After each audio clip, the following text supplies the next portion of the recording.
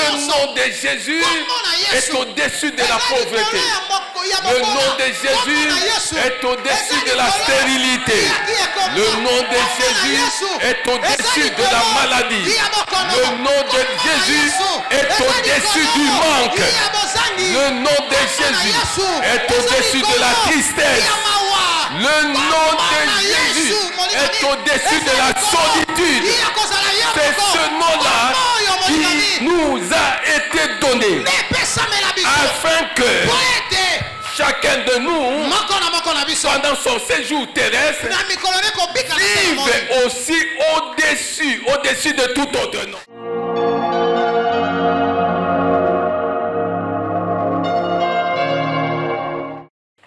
Nous parlons sur le pouvoir extraordinaire du nom de Jésus.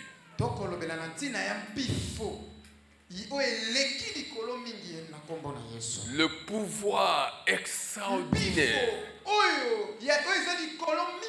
du nom de Jésus. Sur cette terre des hommes, il y a beaucoup de noms. Mais tous les noms ne se ressemblent pas. Il y a beaucoup de noms. Mais tous les noms n'ont pas la même valeur. Sur cette terre des hommes, il y a beaucoup de noms. Il y a des noms qu'on peut oublier. Il y a des noms qu'on peut négliger. Mais je suis venu dire à quelqu'un qu'il y a un nom. Il y a un nom qui dépasse tous les autres noms. Qui dépasse tous les autres noms. Et c'est le nom de Jésus-Christ. C'est le nom de Jésus-Christ. Oui, bien-aimé. Le diplôme, c'est non. Mais le diplôme ne peut pas être comparé avec le nom de Jésus. L'argent, c'est un nom. Mais l'argent sans Jésus, l'argent sans Jésus, c'est l'enfer qui t'attend. Bien-aimé, l'argent sans Jésus, c'est l'enfer qui t'attend. Je suis venu dire à quelqu'un ce matin, et nous sommes encore au niveau de l'introduction, que la Bible parle essentiellement de Jésus-Christ. La Bible parle essentiellement de Jésus-Christ. Dieu a tant aimé le monde qu'il a donné son Fils unique, afin que quiconque croit en lui ne périsse point, mais qu'il ait la vie éternelle. Dieu a donné son Fils unique. Et son Fils unique s'est donné lui-même. Il s'est donné à toutes les nations. Il s'est donné lui-même. Il y en a qui croient que Jésus est mort seulement pour les chrétiens. Non, Jésus est mort pour toutes ces personnes-là de mauvaise vie. Il est mort pour toutes les nations.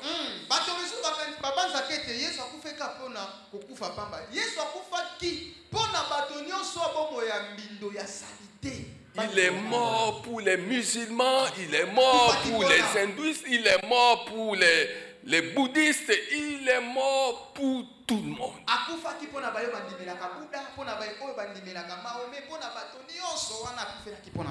Alléluia. Il n'est pas mort pour une catégorie de personnes, il est mort pour tout le monde. Il s'est donné lui-même. Il est mort sur la croix.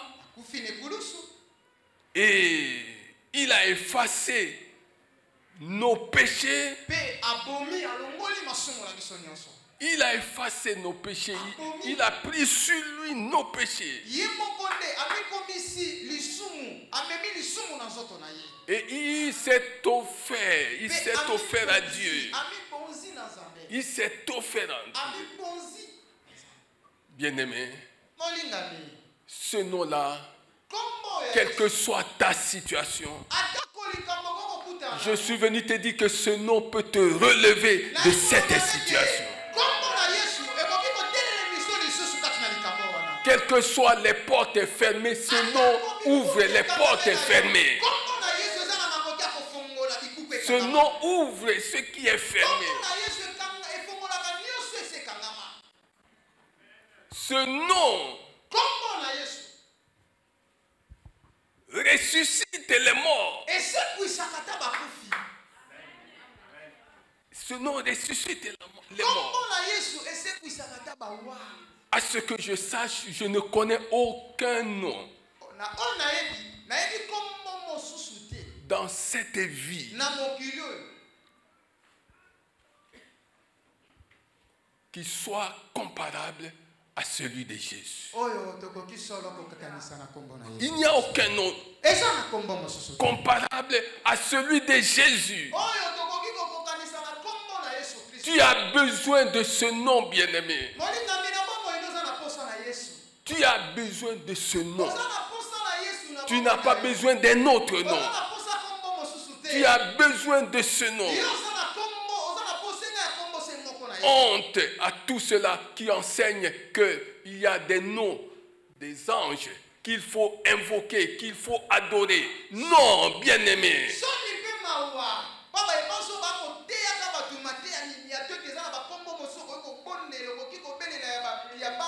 N'adore aucun ange.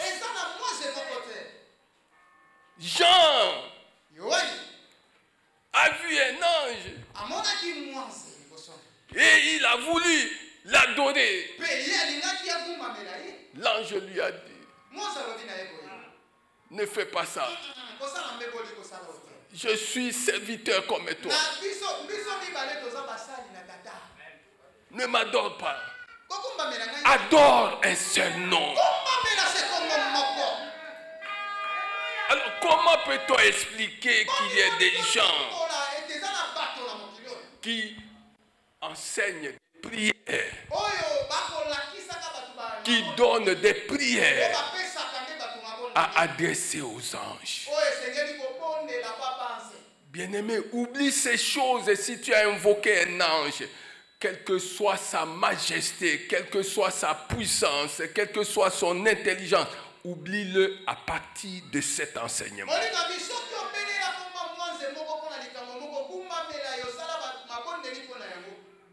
Il ne suffit pas seulement de l'oublier, faut-il encore que tu te répandes. Il n'y a qu'un seul nom qui a été donné aux hommes et par lequel nous devions être sauvés. C'est le nom de Jésus-Christ. Bien-aimé, Ésaïe, à son époque,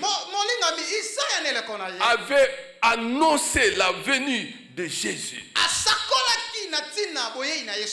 Il a dit dans Ésaïe 7, verset 14, que cet enfant qui naîtra sera appelé Emmanuel. Emmanuel, c'est-à-dire Dieu parmi nous, Dieu avec nous. On l'appellera Emmanuel. Emmanuel. Et l'ange qui est venu, nous sommes dans Matthieu 1. Matthieu 1, verset 23. La Vierge. La Vierge sera enceinte elle mettra au monde un fils et on l'appellera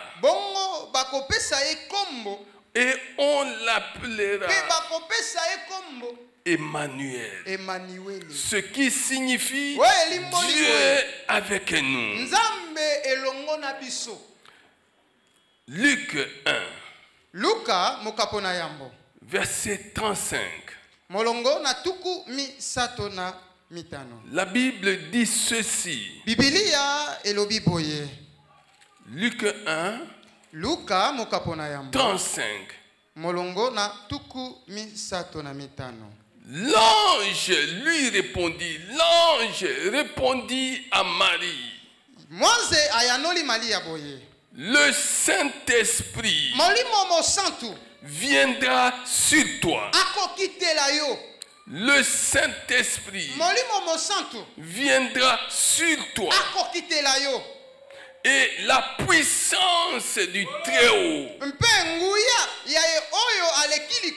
te couvrira de son ombre. C'est pourquoi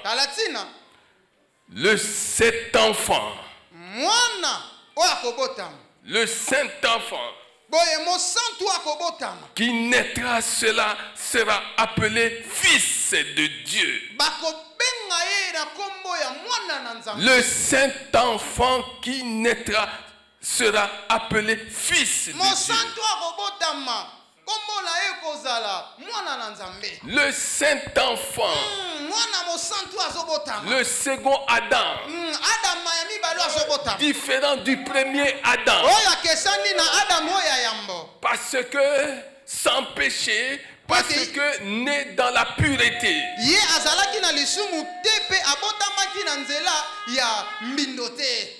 Sera appelé Fils de Dieu.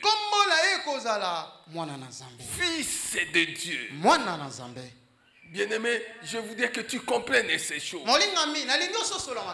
Il y a des choses que les noms de ce monde peuvent faire.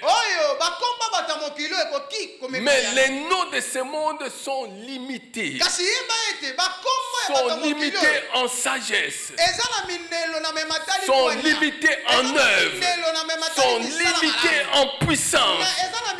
Les noms de ce monde sont limités même en gloire. Sont limités en stature. Mais le Saint-Enfant qui naîtra sera appelé Fils de Dieu. Il est né Dieu. En même temps, homme. Il est né Dieu. En même temps, homme. Il a accepté de venir au monde pour sauver. Pour sauver.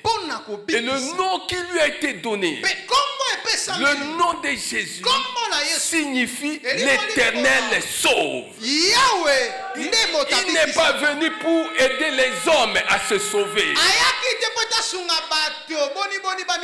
Il n'est pas venu pour aider les hommes à se sauver. Il est venu lui-même sauver les hommes.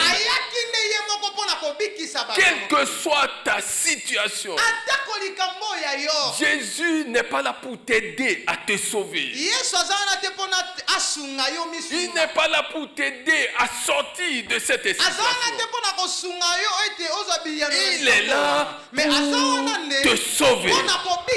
Il est là pour te sauver.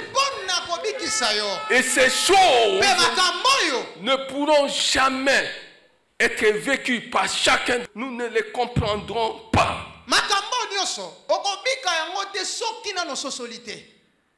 Oui, nous pouvons utiliser les noms de Jésus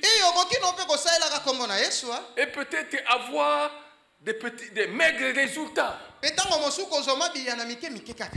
Mais le nom de Jésus nous a été donné non pas pour enregistrer des maigres résultats, Ce nom nous a été donné. Comme cela est dit dans Romains 15 et 29. Ce nom nous a été donné pour jouir, pour expérimenter la plénitude de la bénédiction de l'évangile. Ce nom nous a été donné pour expérimenter, pour jouir de la plénitude, la plénitude de la bénédiction de l'évangile. C'est pourquoi Acte 3, 26 dit que Jésus est venu pour nous bénir. Jésus est venu pour te bénir.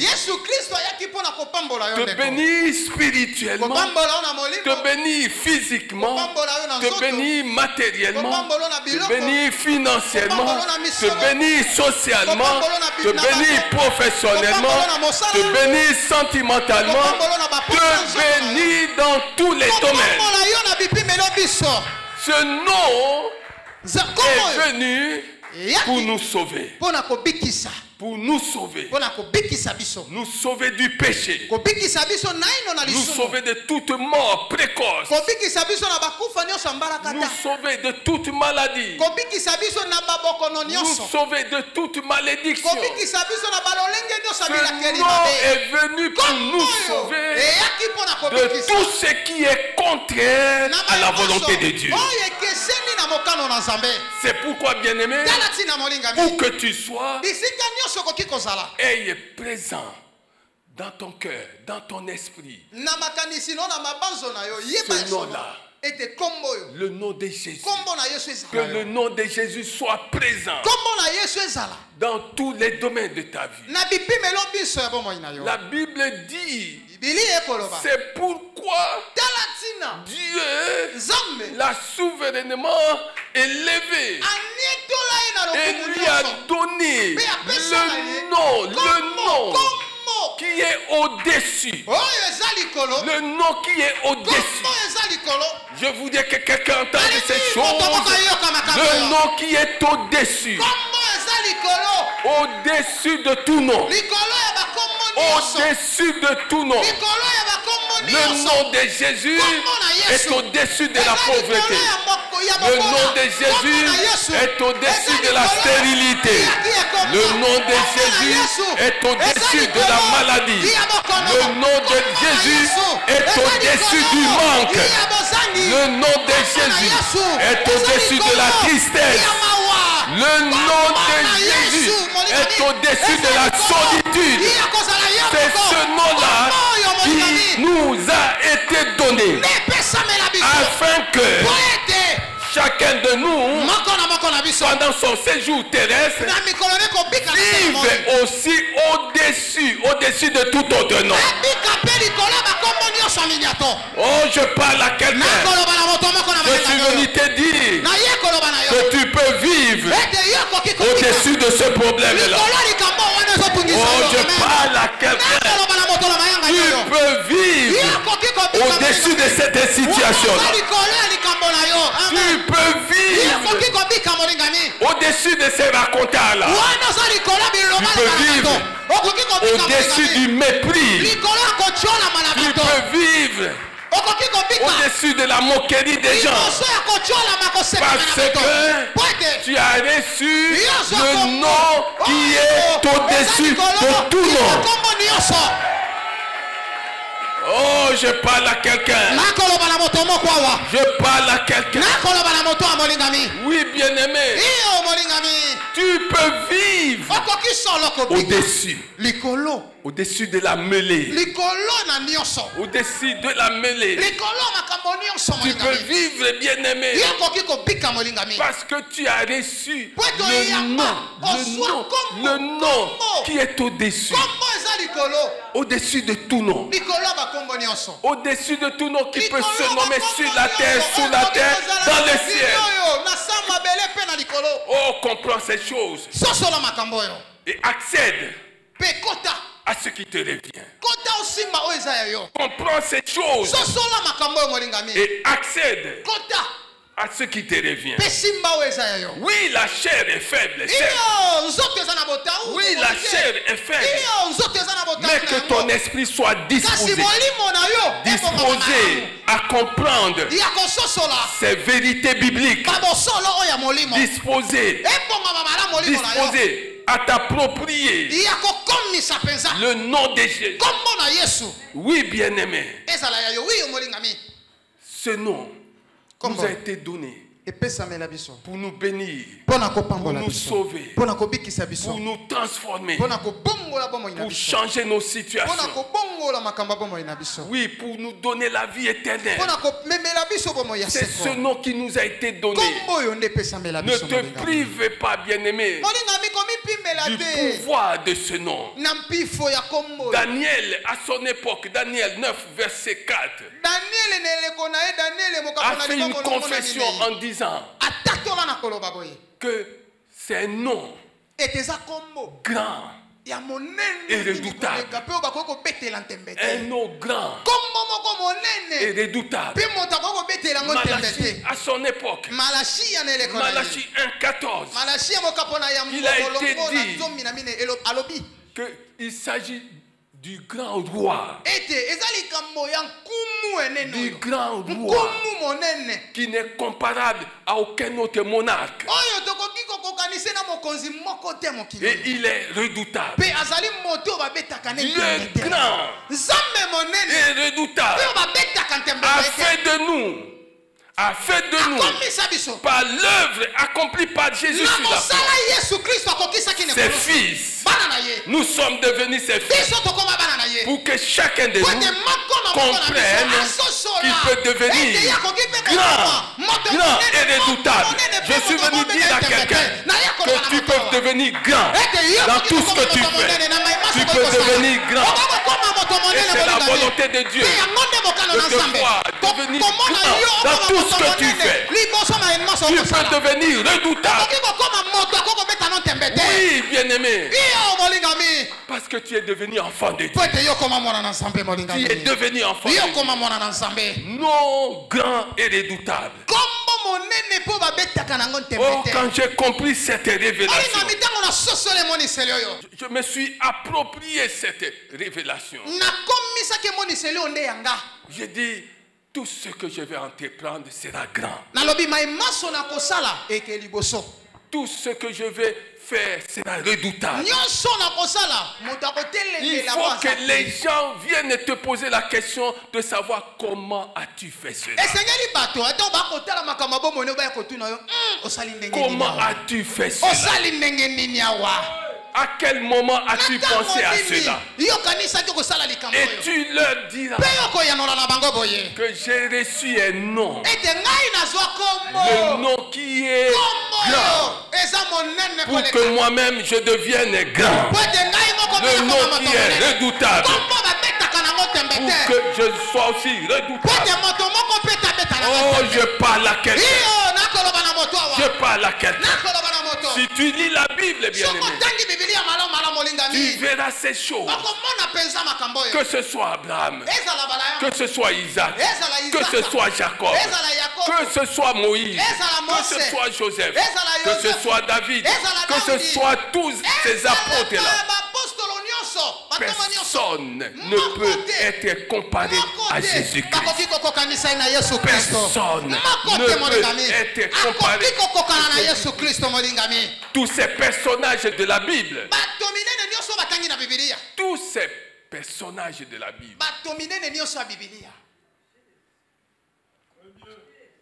ont marché en s'appuyant sur ce nom-là. Ils ont marché en s'appuyant sur ce nom-là. Ils ont marché en s'appuyant sur ce nom-là. Tu t'appuies sur quoi, bien-aimé? Oh, pasteur, depuis que j'ai reçu Jésus, ma situation n'a pas changé. Non. Le problème, ce n'est pas du côté de Jésus. Le problème se trouve de ton côté. Parce que tu n'as pas passé encore ton temps à chercher à le connaître.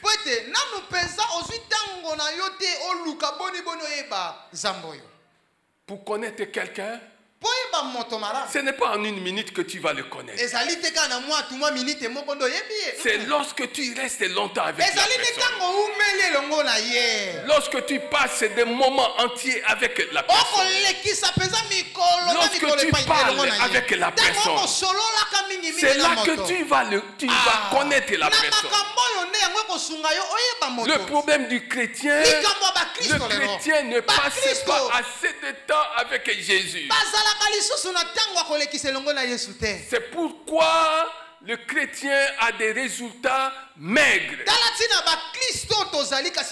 Dans tout ce qu'il fait, tout est maigre. Changeons à partir de cette année notre façon à le connaître. Quelle est ta façon? Comment tu vis avec Jésus? Oui, bien-aimé. Change ta façon de vivre avec lui, de le connaître. Et tu vas voir.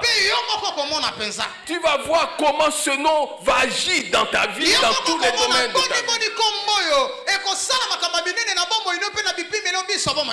Alléluia. Amen. Alléluia. Amen. Quand je lis la parole de Dieu, Apocalypse 1, verset 8, dit qu'il est l'alpha et oméga. Apocalypse 1, verset 18, dit qu'il est le premier et le dernier. Il dit, ah bon?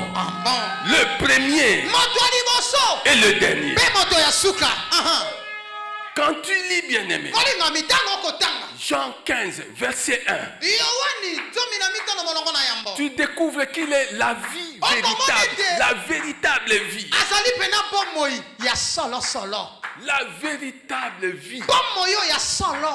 Jean 10, verset 36, dit qu'il est le Fils de Dieu.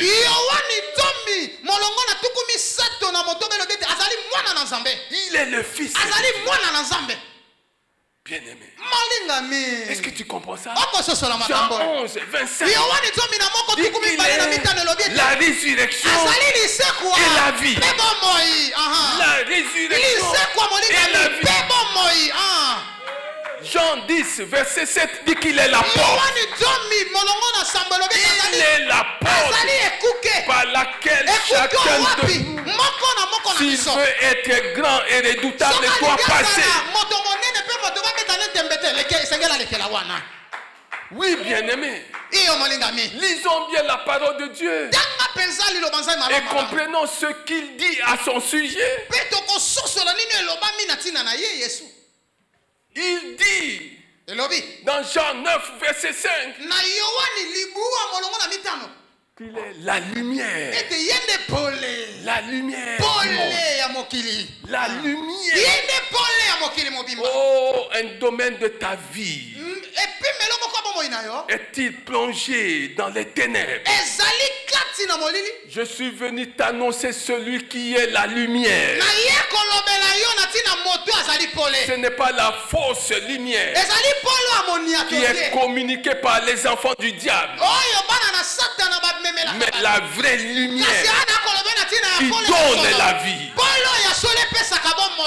Oui, il est la lumière. Quel que soit ce qui t'appartenait, qui était dans les ténèbres, je t'annonce celui qui s'appelle la lumière de la vie. Il est la lumière du monde. Il est la lumière du monde. Il est la lumière du monde. Que là où les ténèbres avaient élu domicile dans ta vie, que celui qui est la lumière du monde vienne s'établir là où il y avait les ténèbres. Vienne régner là où il y avait les ténèbres. Il est la lumière du monde. Bien-aimé, il faut bien lire la Bible.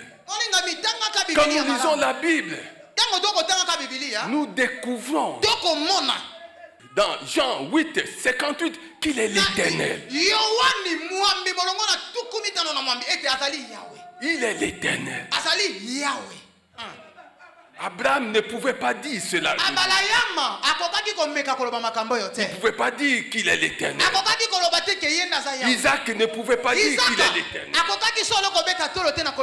Jacob ne pouvait pas dire qu'il est l'Éternel. Aucun prophète, fut-il Élie, qui a été enlevé de manière spectaculaire. Aucun personnage de la Bible, fut-il Enoch, ne pouvait dire qu'il est l'Éternel. C'est le même Jésus qui a dit: je suis d'en haut. Jean 8, 23. Je suis d'en haut. Il est d'en haut. Et il veut que toi aussi tu comprennes que tout en vivant dans ce monde, que tu n'es pas d'en bas, tu es d'en haut. Et ta vie est cachée dans les lieux célestes. Oh, ta vie est cachée dans les lieux célestes. Tu es d'en haut. Tu peux faire des choses propres aux gens d'en haut. Oui, tu peux faire des choses propres aux gens d'en haut. Je suis venu dire à quelqu'un: oui, vise très haut. Vise très haut. Parce que celui que tu as reçu est d'en haut. Il est d'en haut. Afin que toi aussi tu sois d'en haut. Oui, bien-aimé. Ne te bagarre plus pour des petites choses. N'entre plus dans des discussions stériles. Non, tu es d'en haut. Que les gens racontent des choses. Tu comprendras que tu ne dépends pas de ces gens-là. Tu ne dépends pas de ces gens. Tu dépends de celui qui est la véritable vie. Tu dépends de celui au sujet de qui Jean 14, 6 dit qu'il est le chemin. Il est le chemin, la vérité, la vie. Il est le chemin, la vérité, la vie. Et il pouvait dire que l'ennemi n'a rien en moi. L'ennemi n'a rien en moi. Jean 14, 30, l'ennemi n'a rien en moi.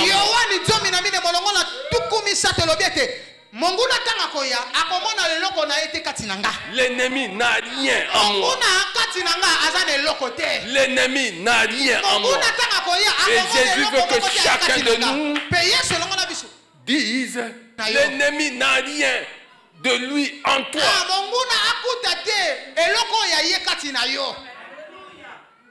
Le pouvoir extraordinaire du nom de Jésus.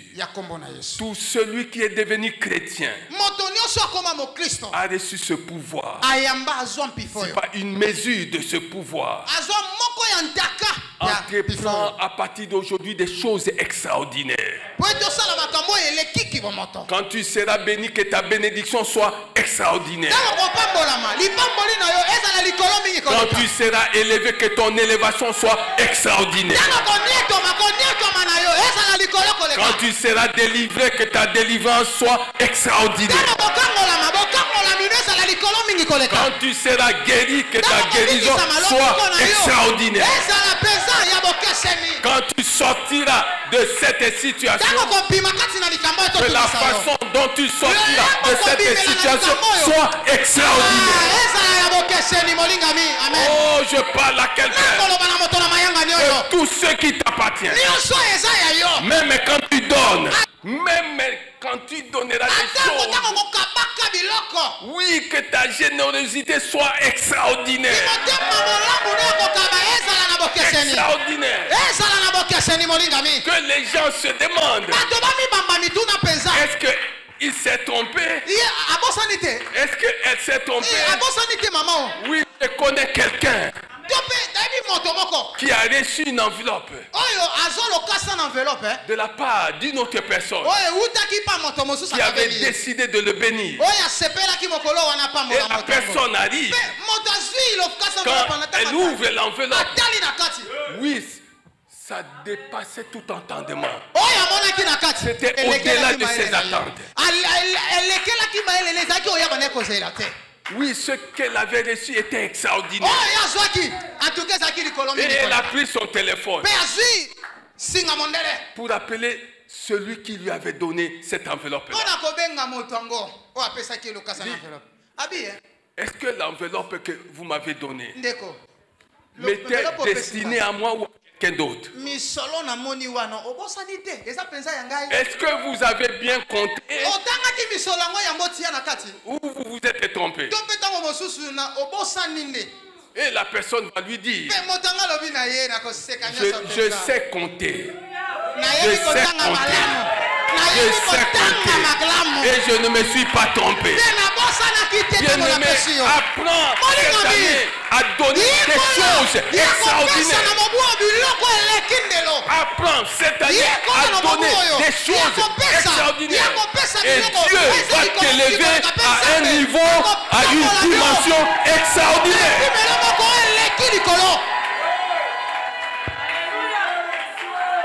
Est-ce que tu comprends ces choses? Oui. Le problème, c'est que nous écoutons la parole de Dieu, mais l'ennemi vient nous la voler. Oui, il est venu pour voler. Il est venu pour tuer. Il est venu pour détruire. Et la chose que l'ennemi veut te voler, en premier lieu, c'est la parole de Dieu. La parole de Dieu. Oh, la Bible dit que Dieu soutient toutes choses par sa parole. Quand l'ennemi t'a volé la parole de Dieu, comment veux-tu que Dieu soutienne ta vie? Il y a quelque chose qui attire Dieu à toi. Il y a des choses qui amènent Dieu à accomplir des merveilles à travers toi. C'est lorsque sa parole habite en toi. Lorsque sa parole habite en toi. Oh, Jésus est cette parole. Il est la parole de Dieu. Il est la parole de Dieu qui s'est faite chair, qui a habité parmi les hommes pour comprendre la vie des hommes, pour bien comprendre l'homme et compatir aux difficultés des hommes. Alléluia. Le pouvoir extraordinaire du nom de Jésus comprend et accède à ce qui t'appartient. Comprends et accède à ce qui t'appartient. Aucun personnage de la Bible ne pouvait dire tout ce que vous demanderez en mon nom. Jean 14 et 13. Je le ferai. Tout ce que tout. Pourvu que cela soit conforme à la nature et à la volonté de Dieu.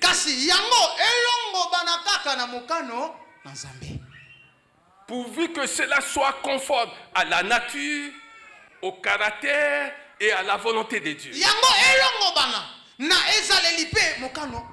Oh Seigneur, Tu as dit tout ce que je demanderai. Tu le feras. Je demande la mort de telle personne qui me dérange. Ça ne marche pas. Ce n'est pas le caractère de Dieu. Ce n'est pas la volonté de Dieu. Seigneur, je demande qu'un malheur lui arrive. Ça ne marchera pas. Ce n'est pas conforme à la nature de Dieu. Ce n'est pas conforme à son caractère. Ce n'est pas conforme à sa volonté. Tout ce que vous demanderez à mon nom, je le ferai afin que le Père soit glorifié dans le Fils. Et il a dit encore, si vous demandez quelque chose, si vous demandez quelque chose, Jean 14, 14, si vous demandez quelque chose, je le ferai. Si vous demandez quelque chose à mon nom, je le ferai. Quel pouvoir! Quel pouvoir! Pouvoir sur la terre. Pouvoir sous la terre. Pouvoir dans les cieux. Tu es ici. Tu invoques son nom en faveur de quelqu'un qui est en Asie, qui est aux États-Unis, qui est en Amérique latine.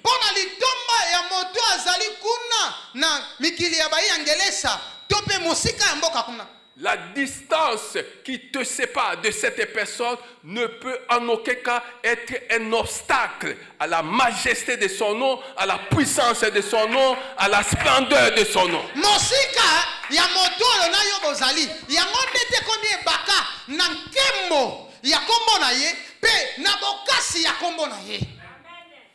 Bien-aimé, est-ce que tu as compris ça? Il avait raison de dire que tout pouvoir m'a été remis dans le ciel, sur la terre, sous la terre. Lis Matthieu 28 à partir du verset 16. Tout lui a été remis par son Père. Tout lui a été remis. Tout lui a été remis. Et il veut que tous ceux-là qui ont cru en lui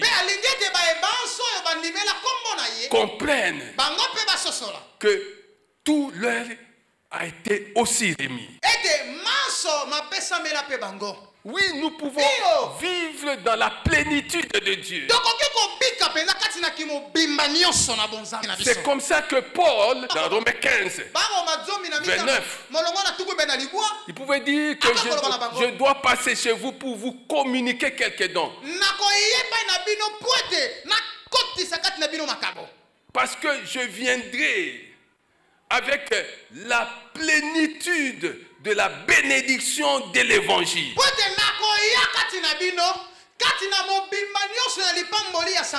Oh, je prie que ce que tu entends maintenant, ce que tu entends concerne son évangile.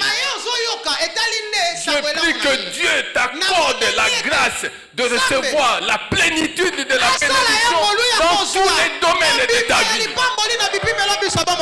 Oui, que ce que tu entends te procure la plénitude de la bénédiction de l'évangile. Est-ce que tu comprends ces choses? Si tu comprends ces choses, acclame Jésus. Acclame Jésus. Acclame Jésus.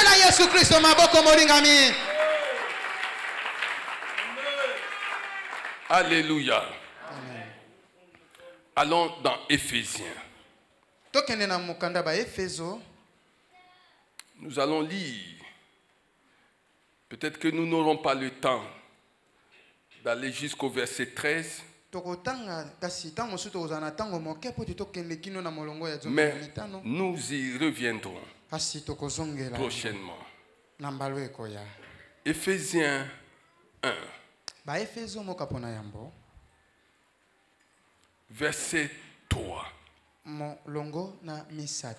comprends ce que dit la parole de Dieu et accède à ce qui t'appartient. Il faut que tu comprennes d'abord. Il faut que tu te l'appropries. Et enfin, tu vas accéder à ce qui t'appartient. Béni soit le Dieu. Béni soit le Dieu. Et Père de notre Seigneur Jésus-Christ, qui nous a bénis de toute bénédiction spirituelle dans les lieux célestes.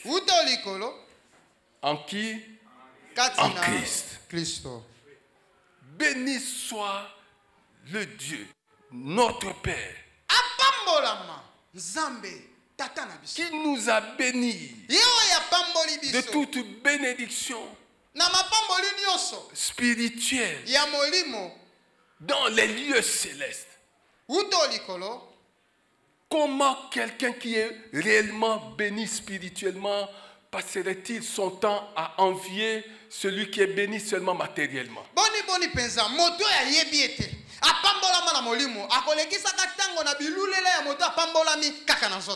Comment quelqu'un qui est béni spirituellement de toute bénédiction dans les lieux célestes pourrait-il envier les politiques ou les politiciens?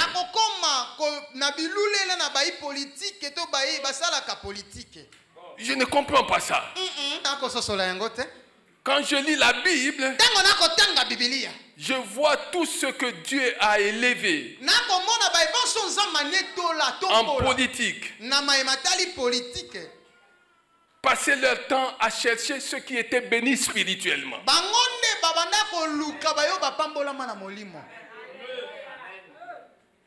Joseph était en prison. Mais on est allé parler de lui à Pharaon. Et Pharaon lui a dit, quelles que soient les peines qu'on devait lui infliger, sors-le de là, qu'il vienne ici dans ma présence.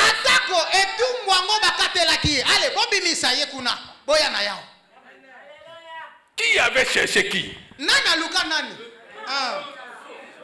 Non, bien-aimé.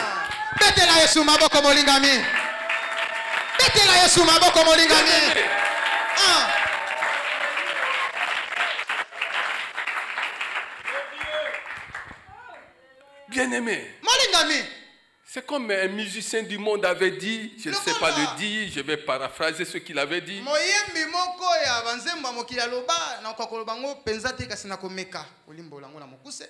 Que ma vie passée est devenue le rêve de quelqu'un, de beaucoup de gens en ce qui concerne leur avenir.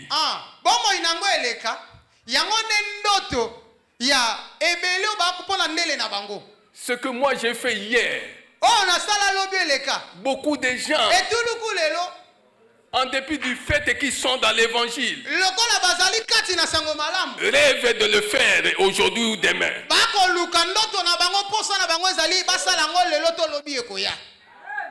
Comment quelqu'un qui est béni spirituellement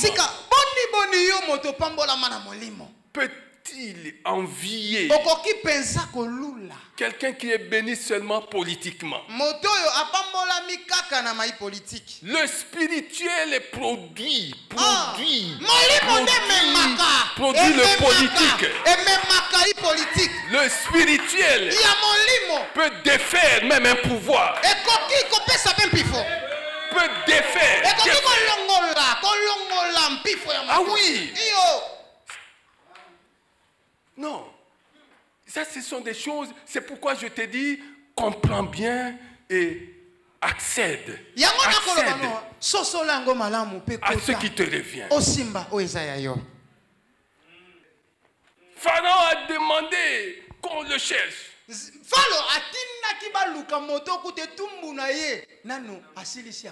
La justice a décidé que cet homme reste en prison.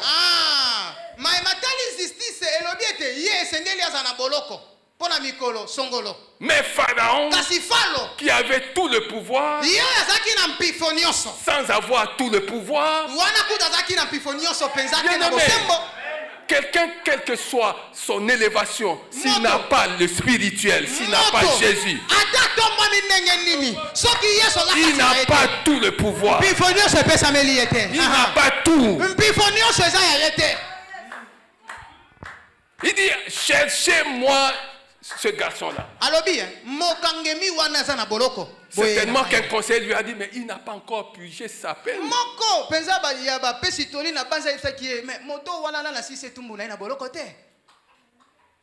Cherchez-le, qu'il vienne ici. Pharaon roi chercha cet homme-là. Est-ce que tu comprends ça? Il y a un homme de Dieu qui est allé en Ouganda.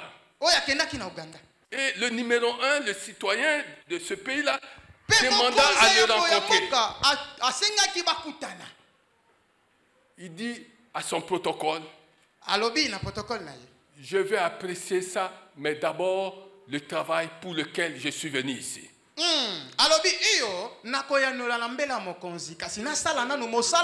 Je vais apprécier son invitation. D'abord, je dois terminer ce pourquoi je suis ici. Et les gens nous racontent, les écrits aussi racontent, que lorsqu'il termina le travail pour lequel il était dans ce pays-là, il prit son jet direct à l'aéroport, il rentra chez lui. Est-ce que tu comprends ça? Mais si c'était des gens qui n'ont pas compris que l'évangile nous apporte la plénitude de la bénédiction.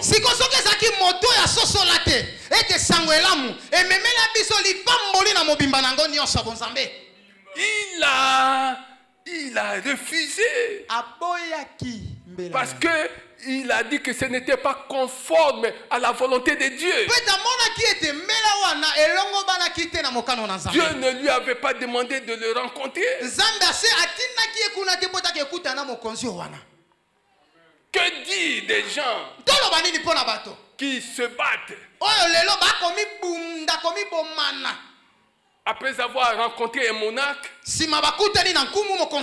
qui leur a donné quelques miettes?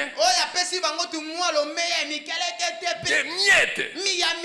Parfois je demande, c'était combien? Oui, parce que j'ai déjà eu à poser cette question. Non, c'était 50 000. Je dis, comment? 5 millions ou 50 millions? Je n'entends pas bien. 50 000.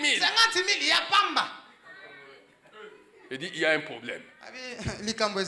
Bien-aimé, béni soit le Dieu et Père de notre Seigneur Jésus-Christ, qui nous a bénis de toute bénédiction,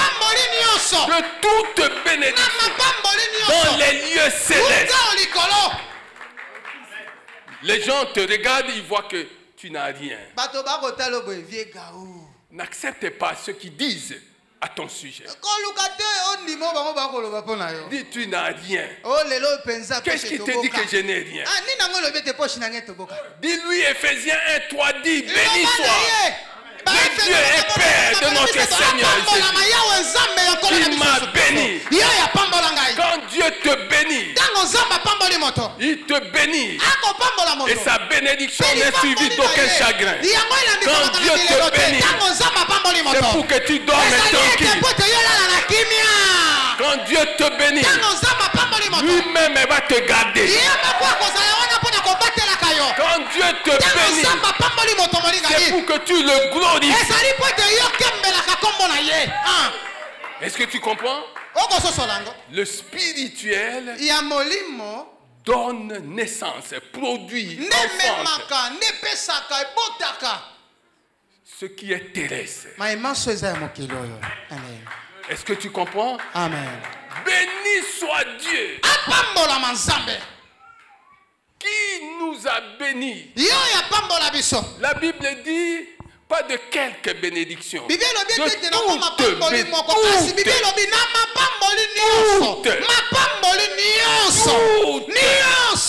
bénédictions dans les lieux célestes.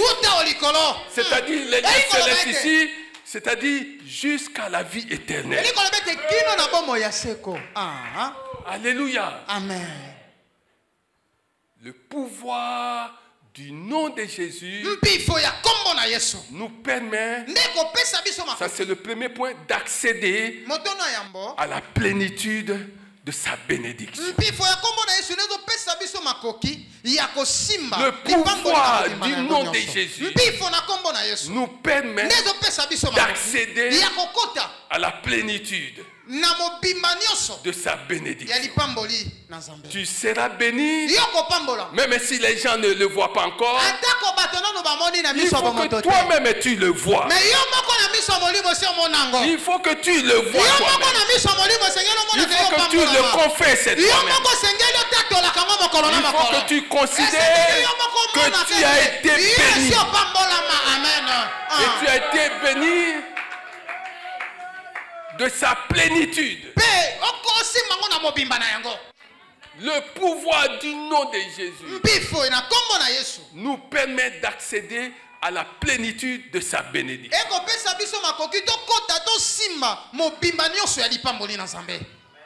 Tu es béni dans tous les domaines. Dans tous les domaines. Et les gens verront que tu es béni. Tu es béni jusqu'à ce que ta coupe déborde. La coupe doit déborder. Et la coupe débordera si ta bénédiction glorifie Dieu. Amen. Plus quelqu'un donne à Dieu, Dieu remplit le vide qui s'est créé.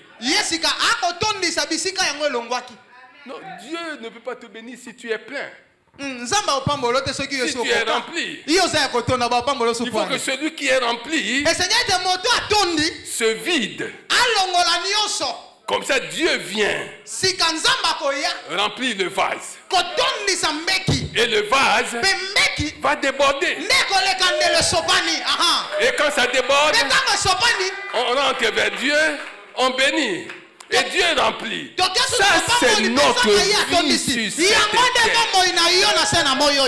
Oui, bien sûr. La plénitude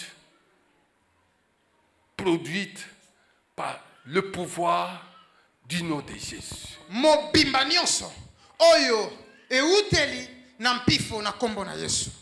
Ça, c'est le premier point. Deuxième point. Deuxième point. Verset 4. En lui, en Jésus-Christ, et non pas en quelqu'un d'autre, Dieu nous a choisis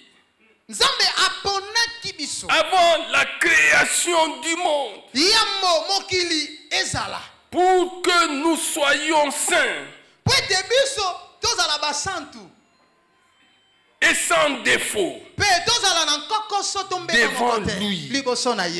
Dieu nous a choisis avant la création du monde. Dieu t'a choisi. Dieu t'a choisi avant la création du monde.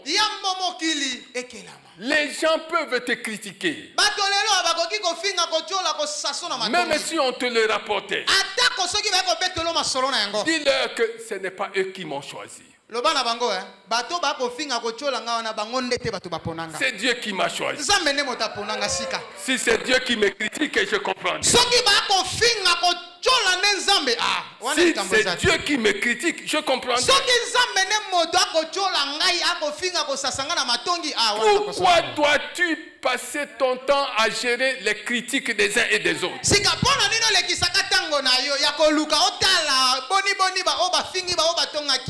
Penses-tu que c'est un hasard si tu es assis maintenant dans la maison de Dieu? Tu as été choisi avant la création du monde. Tu as été choisi avant la création du monde. C'est pourquoi à cette heure tu es dans la maison de Dieu. Dieu t'a choisi. Et en te choisissant, il ne t'a pas choisi sur base des critères de ce monde.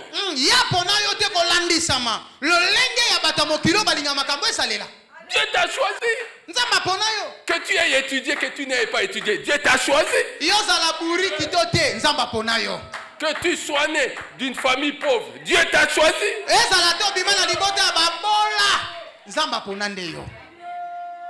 Que tu sois estropié, que tu sois handicapé, Dieu t'a choisi.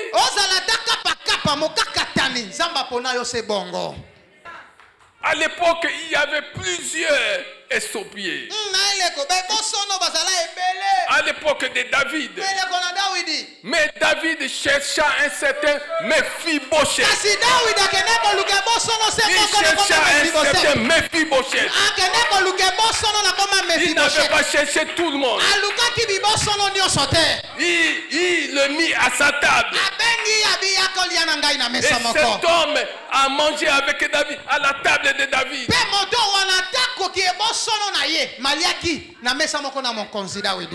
Mais David n'était pas Jésus. Si Jésus appelle un estropié à sa table, non seulement il va manger avec cette personne, mais il va améliorer sa condition physique. Il va améliorer sa condition physique. Il va améliorer sa condition physique. David était roi, mais Jésus est roi des rois. Quand il appelle un estropié, c'est pour lui donner les pieds qu'il n'avait pas. Est-ce que tu comprends? Amen. Dieu t'a choisi. Il t'a choisi avant même la création du monde. Alors pose des actes dignes de quelqu'un qui a été choisi de Dieu. Fais ce qui plaira à Dieu. Il t'a choisi pour que tu comprennes que quelle que soit la forme physique, la forme spirituelle que tu as, quand tu te présenteras devant lui, il t'a choisi afin que tu comprennes qu'il est le potier. Le potier te donne la forme que tu n'avais pas auparavant. Ah oui. Les gens qui étaient incapables de parler devant la foule, devant un public nombreux, aujourd'hui sont rendus capables.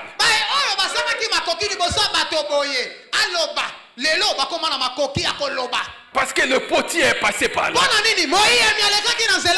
Le potier leur a donné la forme qu'ils n'avaient pas auparavant. Si au départ ils étaient timides, ils ne sont plus timides. Ils sont devenus des lions rugissants. Des lions spirituels. Le potier t'a choisi pour que tu comprennes que c'est lui qui veut conduire ta vie. Il est ton conducteur. Est-ce que tu comprends? Le pouvoir extraordinaire du nom de Jésus consiste en ce que un Dieu t'accorde sa plénitude. Bien-aimé, ne te contente pas de petites choses. Quand tu as des petites choses, rends grâce à Dieu. Mais aspire à avoir de grandes choses. Aspire à avoir de grandes choses. Le potier t'a choisi pour que tu saches qu'il peut changer ta forme, ta forme spirituelle, ta forme physique, ta forme professionnelle, ta forme sociale. Il peut tout changer. Il t'a choisi pour que tu comprennes qu'il veut être ton conducteur. Et quand il t'a choisi, il n'a pas regardé à tes insuffisances. Il n'a pas regardé à tes mérites. Il a regardé à son plan pour toi. C'est comme ça qu'il avait choisi David. Il avait choisi David. Il avait choisi David. Un homme sans histoire. Un petit garçon au milieu des grands. Il a choisi. Oh, j'aime ce que dit 1 Samuel 17, 51, 52.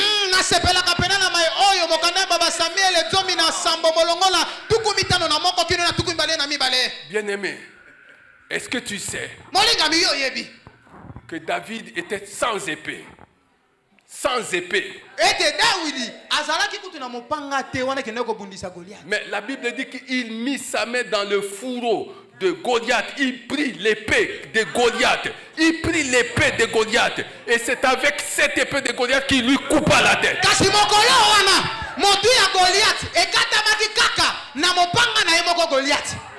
C'est-à-dire, Dieu t'a choisi. Les gens qui vont se dresser contre toi, ce sont les instruments qui vont utiliser pour se dresser contre toi qui vont les faire périr. Je parle à quelqu'un. Les moyens que les gens vont utiliser pour se liguer contre toi, pour te faire les mêmes moyens qui leur appartiennent, c'est cela qui va les faire périr. Le pouvoir extraordinaire du nom de Jésus-Christ. Si tu as été béni, acclame le Seigneur des Seigneurs.